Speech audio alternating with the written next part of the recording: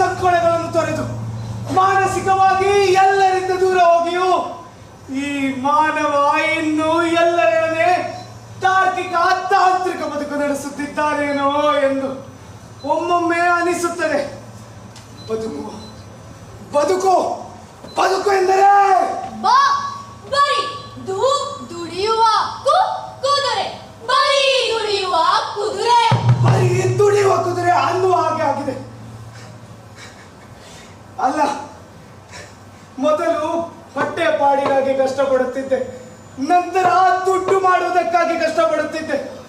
ಈಗ ಕಳೆದು ಹೋದ ನನ್ನ ಸುಂದರ ಬದುಕನ್ನು ಹುಡುಕುತ್ತಾ ಕಷ್ಟಪಡುತ್ತಿದ್ದೇನೆ. ಅಲ್ಲ, ಈ ಭಾವನೆ, ಕನಸು, ಮನಸ್ಸು ಎಲ್ಲವನ್ನು ಕಳೆದುಕೊಂಡು ಈ ಬದುಕನ್ನು ಬದುಕುವ ಮುಖ್ಯ ಉದ್ದೇಶವಾದರೂ ಏನೋ? ಹಣ ಮಾಡುವುದಾ ಇಲ್ಲ ಹಣ ಮಾಡುತ್ತಾ ಹೆಣವಾಗುವುದಾ? ಆದ್ರೂ ಸತ್ಯ ಏನ್ ಗೊತ್ತಾ, ಆ ಹಣಕ್ಕಿಂತ ಹೆಣವಾಗುವುದೇ ಎಷ್ಟೋ ಮೇಲು. ಈಗೇನ್ ಮಾಡ್ಲಿ?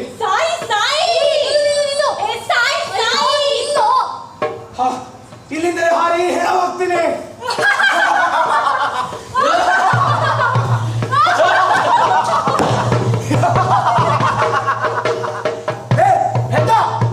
ಹೆಣವಾದವರ ಪಾಡು ನಿನಗೇನೋ ಗೊತ್ತೋ?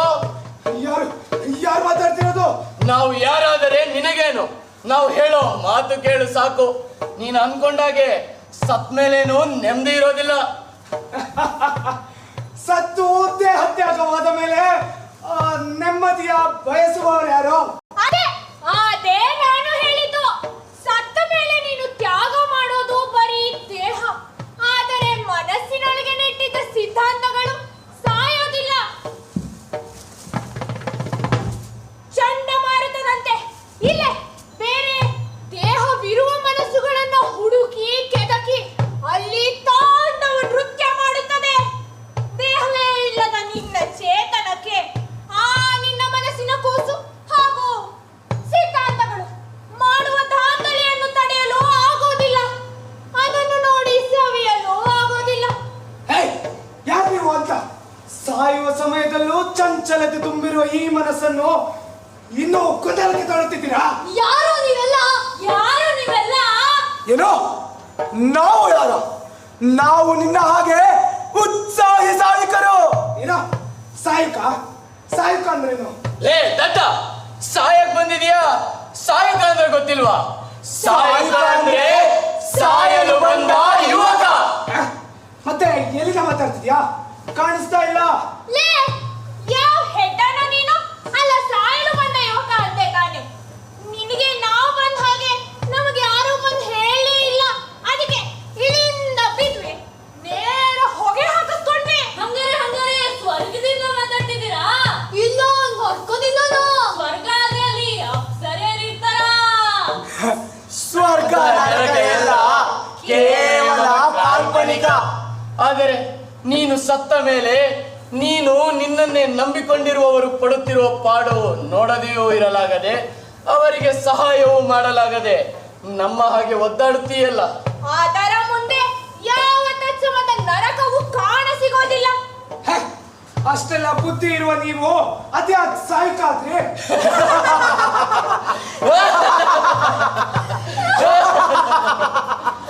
ಎಲ್ರಿಗೂ ಕೆಟ್ಟ ಮೇಲೆ ಬುದ್ಧಿ ಬರುತ್ತಂತೆ, ಆದ್ರೆ ನಮ್ಗೆ ಸತ್ತ ಮೇಲೆ ಬುದ್ಧಿ ಬಂತು.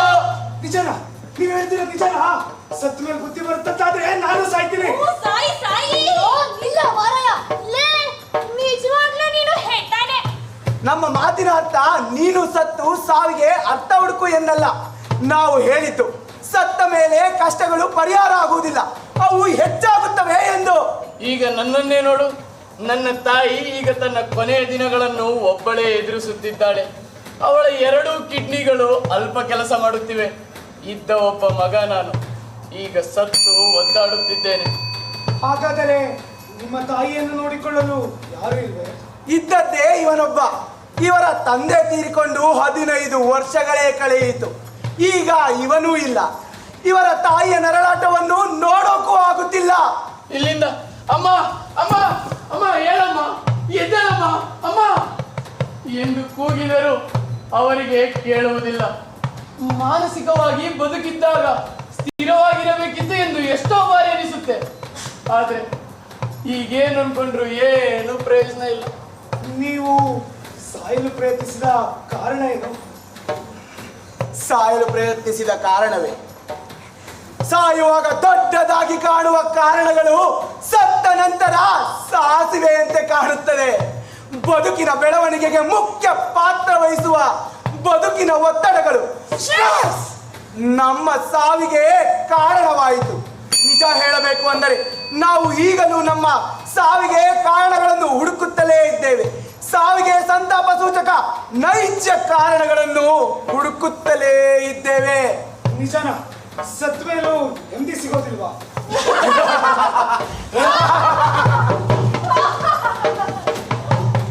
ಸತ್ತಲ್ಲಿ ಸಿಗೋದು ನೆಮ್ಮದಿ ಅಲ್ಲ, ಕೇವಲ ಸುಡುಗಾಡು ಅಷ್ಟೇ.